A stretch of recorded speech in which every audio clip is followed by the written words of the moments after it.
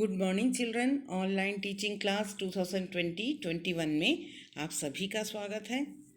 बच्चों, पिछली कक्षा में मैं आप लोगों को क्षितिज पाठ्य पुस्तक का मानवीय करुणा की दिव्य चमक पढ़ा रही थी। आज मैं उसी पाठ को आगे जारी रखते हुए आगे का अनुच्छेद पढ़ाने जा रही हूँ। फादर बुल के संकल्प से सन्यासी थे। कभी कभी लगता है वह मन से सन्यासी नहीं थे।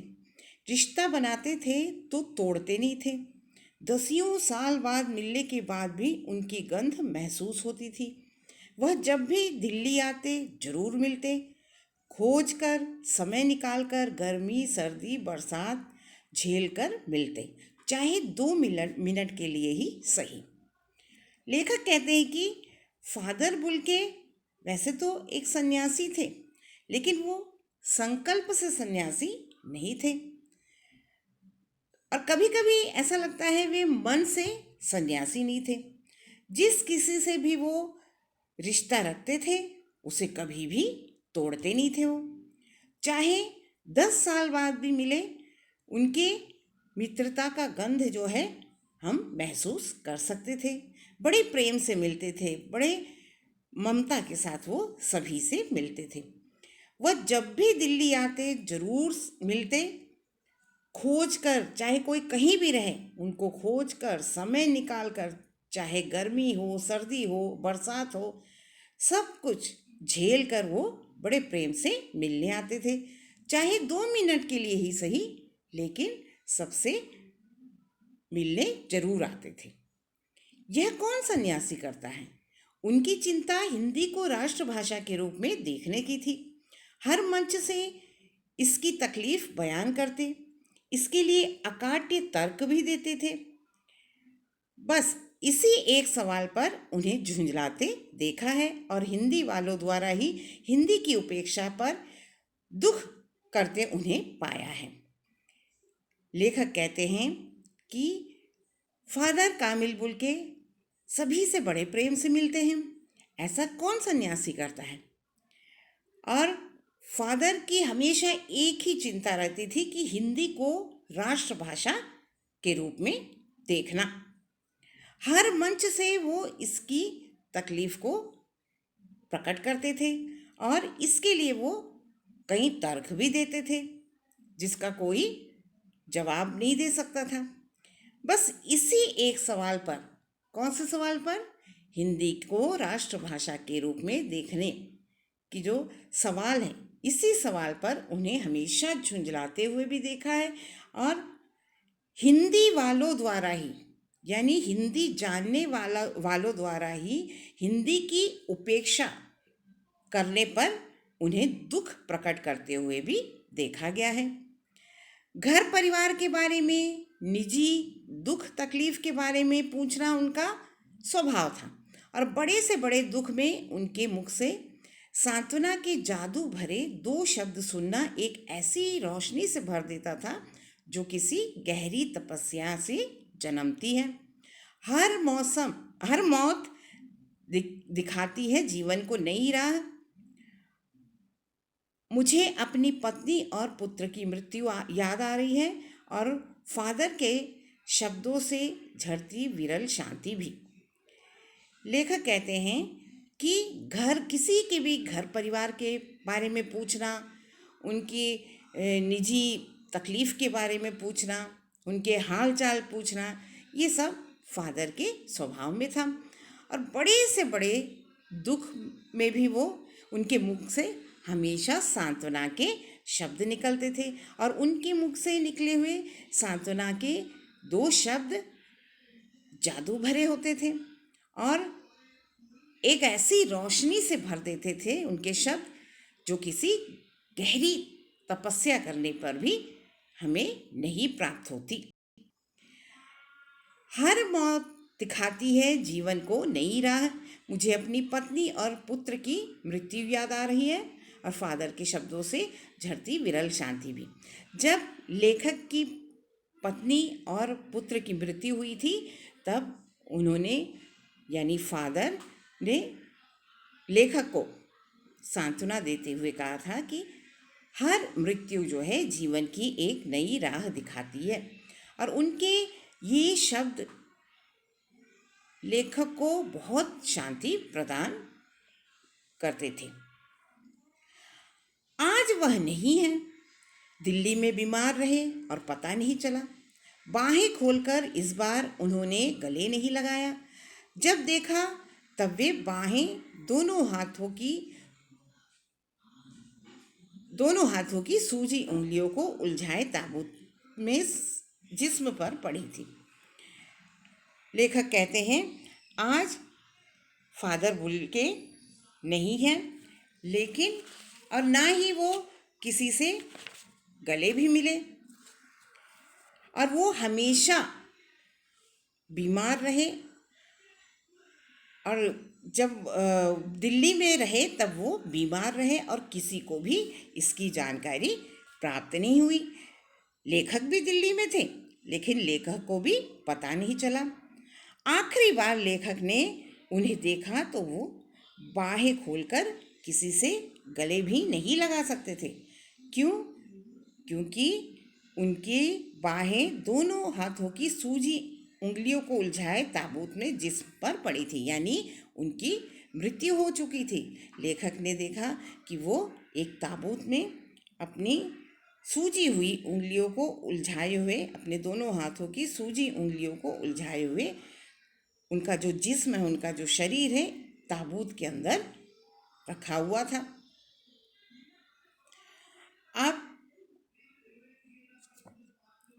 उसके बाद है कि जो शांति बरसती थी वह चेहरे पर स्थिर थी, यानी इतने शांत भाव से वो लेटे हुए थे। उनके मुख से शांति बरस रही थी, शांति का एक भाव था, तरलता उनकी जम गई थी। और वह 18 अगस्त 1982 की सुबह 10 बजे का समय था। दिल्ली में कश्मीरी गेट के निकलसन कब्रगाह में उनका ताबूत एक छोटी सी नीली गाड़ी में से उतारा गया था। लेखक कहते हैं कि 18 अगस्त 1982 की सुबह 10 बजे का समय था। दिल्ली के कश्मीरी गेट में जो निकलसन कब्रगाह है, कब्रगाह मतलब शमशान घाट, वहाँ पर उनके ताबूत को एक छोटी सी नीली गाड़ी में से उतारा गया था। कुछ पादरी और रघुवंश जी का बेटा, जो रघुवंश जी कौन है, हम लोगों ने पिछली कक्षा में पढ़ा था। रघुवंश जी उनके घनिष्ठ मित्र थे। रघुवंश जी का बेटा भी था और उनके परिजन राजेश्वर सिंह उसे उतार रहे थे। फिर उसे उठाकर एक लंबी सकरी उदास पेड़ों की घनी छांव वाली सड़क से कब्रगाह की ओर, यानी शमशान घाट के आखिरी छोर तक उनके ताबूत को ले जाया गया, जहां धरती की गोद में सुलाने के लिए कब्र अवाक मुंह खोले लेटी थी। ऐसा लग रहा था मानो धरती अपनी गोद में उन्हें सुलाने के लिए मुंह खोले हुए लेटी हुई थी। ऊपर करील की घनी छां थी और चारों ओर कब्रें और तेज धूप के वृत्त।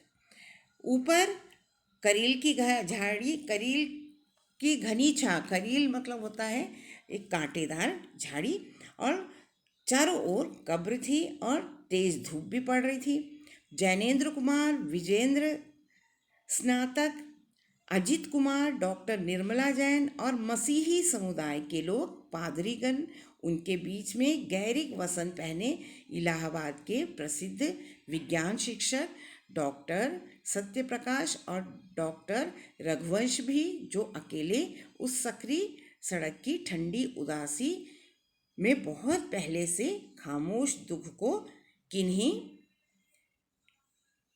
अपरिचित आहटों से दबे हुए थे। अब उनके शमशान घाट में उनका जो उनके ताबूत को लेकर जो आए थे, एक नीली सी छोटी सी गाड़ी से उसे उतारा गया था। रघुवंश जी का बेटा, उनके परिजन राजेश्वर सिंह भी थे और कुछ पादरीगण भी थे। और जैनेन्द्र कुमार, विजेंद्र स्नातक, अजित कुमार, डॉक्टर निर्मला जैन, मसीही समुदाय के यानी जो ईसाई समुदाय के कुछ लोग, पादरीगण सब, गैरिक वस्त्र पहने इलाहाबाद के प्रसिद्ध विज्ञान शिक्षक डॉक्टर सत्यप्रकाश और डॉक्टर रघुवंश भी थे, जो अकेले उस सकरी सड़क की ठंडी उदासी में बहुत पहले से खामोश दुख की किन्हीं अपरिचित आहटों से दबे हुए थे। सिमट आए थे कब्र के चारों ओर। ये सारे लोग बहुत दुखी थे, बहुत ही उदास थे। ये सब मिलकर उनके कब्र के उस कब्र के जहाँ पर उनको दफनाया जा रहा था, उस कब्र के चारों ओर आ जाते हैं। फादर की देह पहले कब्र के ऊपर लिटाई गई। मसीही विधि से अंतिम संस्कार भी शुरू हुआ। रांची के फादर पास्कल तोयना के द्वारा ये संस्कार शुरू हुआ। उन्होंने हिंदी में मसीही विधि से कुछ प्रार्थना भी की। फिर सेंट जेवियर्स के रेक्टर फादर पास्कल ने उनके जीवन और कर्म पर श्रद्धांजलि अर्पित करते हुए कहा, उनके फादर बुल्के के जीवन के बारे में, उनके कार्यों के बारे में बताते हुए, श्रद्धांजलि अर्पित करते हुए रेक्टर फादर पास्कल ने कहा, फादर बुल्के धरती में जा रहे हैं, धरती में समा रहे हैं। इस धरती से ऐसे रत्न और भी पैदा हो। डॉक्टर सत्य प्रकाश ने भी अपनी श्रद्धांजलि में उनके अनुकरणीय जीवन को नमन किया। अनुकरणीय जीवन मतलब उनके जीवन का अनुकरण करने वाले, जो उसको अपनाने वाले, उनके जीवन को नमन किया। फिर देह जो है कब्र में उतार दिया गया, उनके शरीर को कब्र में उतारा गया। मैं नहीं जानता इस सन्यासी ने कभी सोचा था या नहीं कि उनकी मृत्यु पर कोई रोएगा, लेकिन उस क्षण रोने वालों की कोई कमी नहीं थी। लेखक कहते हैं कि मैं नहीं जानता कभी फादर ने ये सोचा भी होगा कि मेरी कब्र पर कोई रोने वाला भी होगा, मेरी मृत्यु पर कोई रोने वाला भी होगा कि नहीं, लेकिन सभी लोगों की आंखें वहाँ पर नम थी और सभी लोग बड़े ही दुखी थे। इस तरह हमारे बीच से वह चला गया जो हम में से सबसे अधिक छायादार, फल फूल, गंध से भरा और सबसे अलग, सबका होकर सबसे ऊंचाई पर मानवीय करुणा की दिव्य चमक में लहलहाता खड़ा था, जिसकी स्मृति हम सबके मन में, जो उनके निकट थे, किसी यज्ञ की पवित्र आग की आंच की तरह आजीवन बनी रहेगी। मैं उस पवित्र ज्योति की याद में श्रद्धानत हूँ। लेखक कहते हैं, मैं नहीं जानता कभी फादर बुल्के ने ये सोचा भी था कि नहीं कि उनकी मृत्यु पर कभी कोई रोएगा, लेकिन उस क्षण जो है रोने वालों की कोई कमी नहीं थी। सभी उनसे बहुत प्रेम करते थे, वो भी सबसे प्रेम करते थे, इसलिए सभी लोगों की आंखें उस समय नम थी। इस प्रकार फादर बुल्के हमारे बीच से चले गए। वे सबके लिए एक छायादार वृक्ष की तरह थे, फल फूल गंध से भरे हुए एक वृक्ष की तरह, सबसे अलग, सबके होकर सबसे ऊंचाई पर मानवीय करुणा की दिव्य चमक की तरह जो है लहलाते वो खड़े थे। उनकी स्मृति, उनकी याद सबके मन में जो उनके निकट थे, किसी यज्ञ के पवित्र आग की तरह हमेशा जीवन भर, आजीवन यानी आजन्म रहेगी। लेखक भी इस पवित्र ज्योति के आगे श्रद्धा से नमन कर रहे हैं। अब